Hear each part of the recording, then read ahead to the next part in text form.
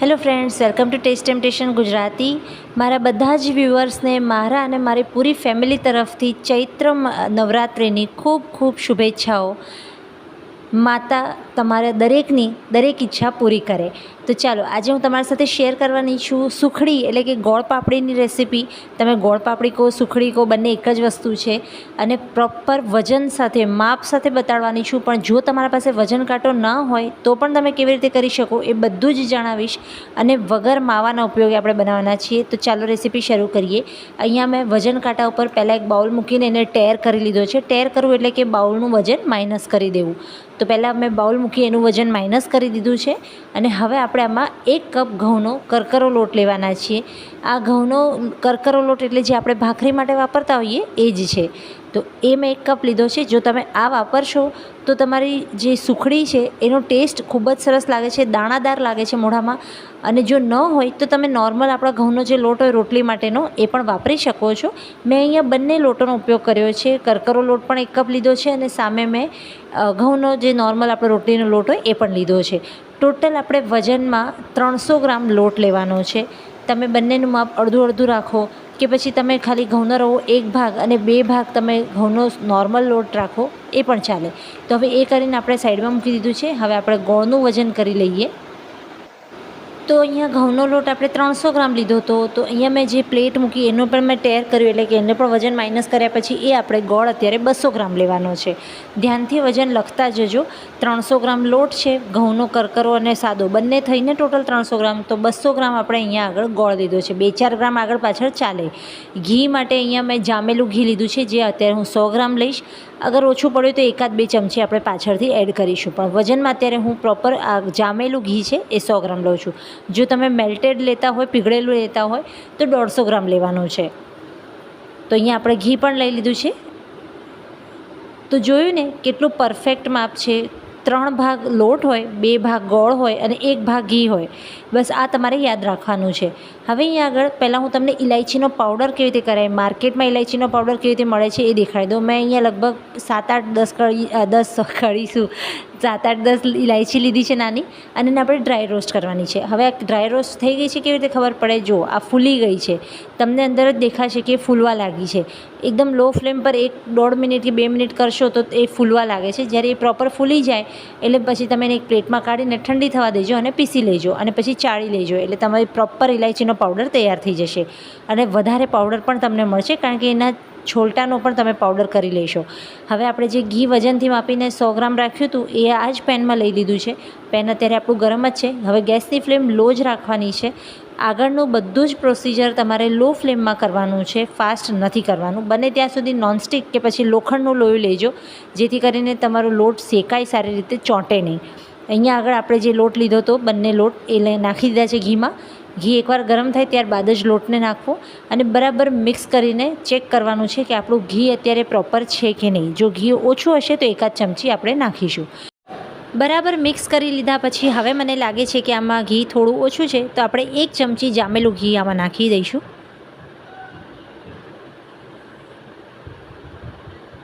અને હવે બરાબર મિક્સ કરી લઈશું. ગેસની ફ્લેમ મેં એકદમ લો જ રાખી છે અને આ લોટ આપણે લો ફ્લેમ પર જ શેકવાનો છે. જ્યારે લોટ શેકાવા લાગશે તો એક બહુ જ સરસ સુગંધ આવવા લાગે છે અને જે આપણે કરકરો લોટ વાપર્યો છે એના દાણા તમને ફૂલેલા દેખાશે.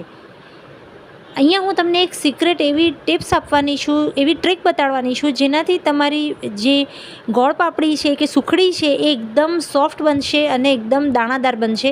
દાણો તો આપણે વાપર્યો જ છે, એટલે કે આપણે ઘઉંનો કરકરો લોટ તો વાપર્યો જ છે, છતાં પણ એ બહુ સરસ. જુઓ, થોડી વાર પછી લગભગ મને 7-8 મિનિટ થઈ ગઈ છે અને હવે જુઓ ઘી પ્રોપર આપણું થઈ ગયું છે. આમાં ધીમે ધીમે ઘી છૂટવા લાગ્યું છે અને લગભગ 10 મિનિટ પછી આ સ્ટેજ ઉપર આવી જાય છે લોટ આપણો, કે તમે ઇઝીલી એને મિક્સ કરી શકો છો. એક જ ડાયરેક્શનમાં કન્ટિન્યુઅસ આપણે ફેરવતા રહીશું, જેથી બધી બાજુ લોટનો કલર સરખો આવે અને ક્યાંયથી લોટ દાજે નહીં. મેં નોનસ્ટિક પેન એટલે જ વાપર્યું છે કારણ કે લોટ આમાં દાજતો નથી. જો તમે એલ્યુમિનિયમનું કે લોખંડનું લેશો, એલ્યુમિનિયમમાં તો ચોંટી જાય છે એટલે એ નહીં વાપરતા, પણ લોખંડનું લેશો તો એમાં ઘણીવાર નીચે બળવા લાગે છે. તો એમાં ખાસ એ વસ્તુનું તમારે ધ્યાન રાખવું પડશે.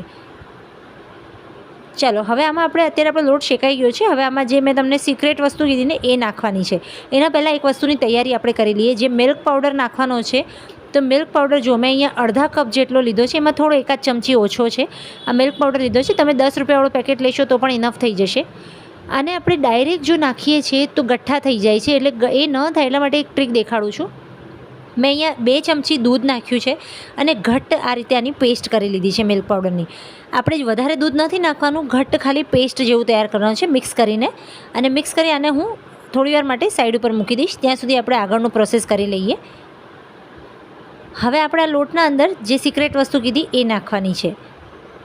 તો જુઓ, તમે જોઈ શકો છો સરસ આપણો કલર આવી ગયો છે, લોટ સરસ ફ્લફી થઈ ગયો છે. હવે અહીંયા કાચું દૂધ છે, જેમાંથી 1 ટેબલ સ્પૂન જેટલું દૂધ મેં આમાં નાખ્યું છે. ફક્ત 1 ટેબલ સ્પૂન દૂધ નાખવાનું છે. દૂધ નાખતાની સાથે જ લોટ તરત જ એકદમ ફૂલી જાય છે અને આપણે ફટાફટ એને એક જ ડાયરેક્શનમાં મિક્સ કરવાનું છે. બધું દૂધ બળી જાય, એટલે કે આપણે જે 1 ટેબલ સ્પૂન વાપર્યું એ બળી જાય ત્યાં સુધી આપણે લોટને બરાબર હલાવવાનો છે.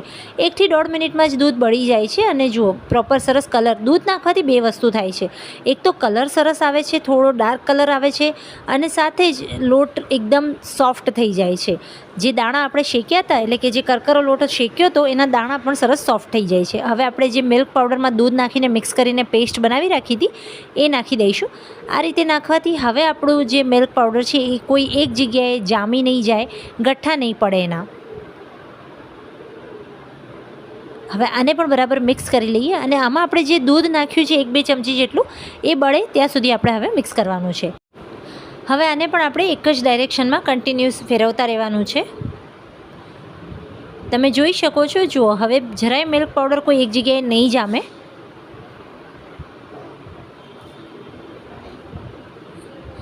તો લોટ આપણો પ્રોપર શેકાઈ ગયો છે. બહુ જ સરસ સુગંધ આવે છે અને સુગંધથી આખું ઘર મારું ભરાઈ ગયું છે, એટલી સરસ સુગંધ આવે છે.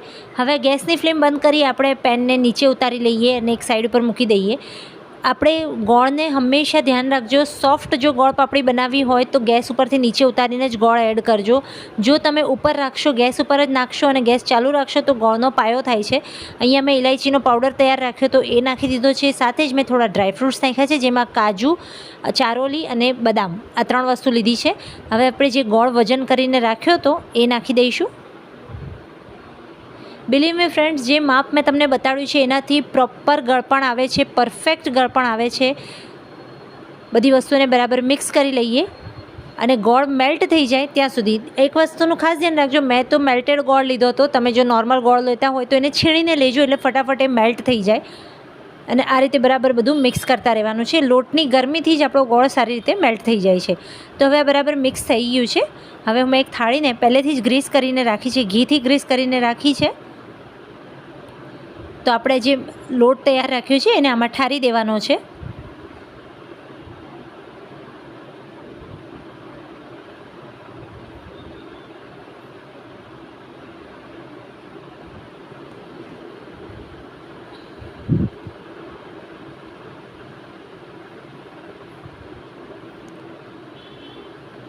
અત્યારે મેં જે થાળી લીધી હતી, આ થાળી મને નાખ્યા પછી, મિશ્રણ નાખ્યા પછી મને એવું લાગ્યું કે થાળી થોડી મોટી છે અને પછી જે આપણી સુખડી છે એ બહુ પાતળી નીકળશે. એટલા માટે મેં પછી થાળીના અંદર આને એક સાઈડ ઉપર થોડું કરી દીધું હતું અને એક લેવલ આપી દીધું હતું. જો કે આપણું જે મિશ્રણ છે એ પ્રોપર બનેલું છે, બહુ લિક્વિડ નથી, એટલા માટે તમે એને કોઈ એક સાઈડ ઉપર જમા પણ કરશો તો એ બરાબર થઈ જાય છે. જો મેં કંઈક આ રીતે એક સાઈડ ઉપર થોડું કરી લીધું હતું, જેથી જે સુખડી છે એનો બરાબર મોટાઈ આવે જેટલી આપણને જોઈએ છે. તો બરાબર આને મેં સેટ કરી લીધી છે. અને ઉપરથી હવે આપણે ડ્રાયફ્રૂટ્સથી ગાર્નિશ કરીશું. આની જગ્યાએ તમે ફક્ત કાજુ, બદામ કે ચારોલીથી પણ કરી શકો છો, અથવા તમે ચાંદીની વરખ પણ લગાડી શકો છો, અથવા કંઈ નહીં પણ લગાડો તો પણ આ ખૂબ જ ટેસ્ટી બને છે. પરફેક્ટ માપ સાથે આપણે બનાવી છે. હવે આને આપણે 2 કલાક માટે ઠંડી થવા દેવાની છે. પંખા નીચે જ આને ઠંડી થવા દેજો. 2 કલાક કે 2.5 કલાકની અંદર આ પ્રોપર સેટ થઈ જાય છે. અત્યારે મેં જે ડ્રાયફ્રૂટ્સ નાખ્યા છે એને હું બરાબર સ્પેક્ચ્યુલાથી દબાવી લઉં છું. તો લગભગ 2-2.5 કલાક પછી તમને દેખાડી રહી છું. આ જો સારી રીતે સેટ થઈ ગઈ છે ને, હાથ લગાડશો તો તમને ખ્યાલ આવી જશે કે ઠંડી પણ થઈ ગઈ છે અને સેટ થઈ ગઈ છે. તો હવે આપણે આના કાપા કરી લઈએ.